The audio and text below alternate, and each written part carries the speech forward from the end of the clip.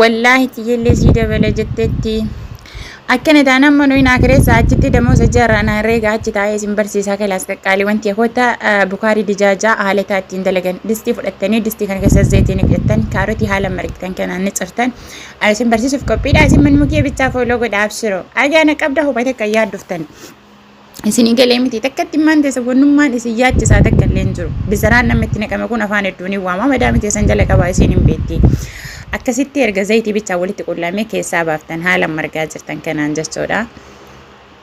Keessaa baaftanii erga baastan kinoo zayitii masanitti fiddanii shunkurtii teessan cirattanii itti nattanii zayitii masan keessa shunkurtii nattan haala margaa jirtan kanaan jechuudha.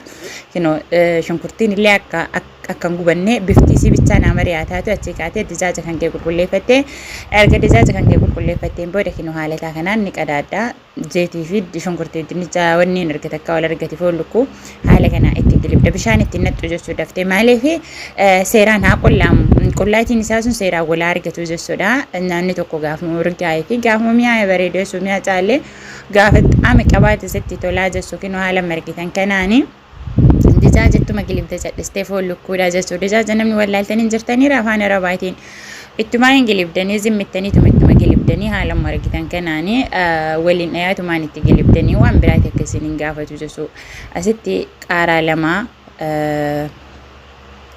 waraqee filfila aswaxii heelii fi kammuuna jirtuu isii jechuudha. Akkamtuu osoo hin taane jirtuu isii jechuudha. Kinoo haalataa kanaa itti wanni ni gootanii asitti ammoo qullubbii adii tumtanii jechuudha. Qullubbii adiitti ni darbitanii daakkamtuu isa qullubbii adii haala margitan kanaan kun maajiin xoomaatoo zaama haalataa salphaa irraa hin baratuu dandeessanii jechuudha. Kuni baharaata isaati. Baharaata mushakkiluu qabaachuu baattan baharaanni adiin hin taabas nyaatatti baharaatiin baay'isinaa malee haalataa baay'ee qallaalii ta'ee fi kuni maajiin xoomaatoo jedhanii kan duraa maajuuna kun maajuun xoomaatoo zaaniini kan duraa san maajuun dijaajanii kana maajuun xoomaatoo jedhanii diimaa kana timaatimiidha akkama jecha afaan kenna hagammaa bishaan ittiin naqamne beekaa hagammaa bishaan ittiin godhamne.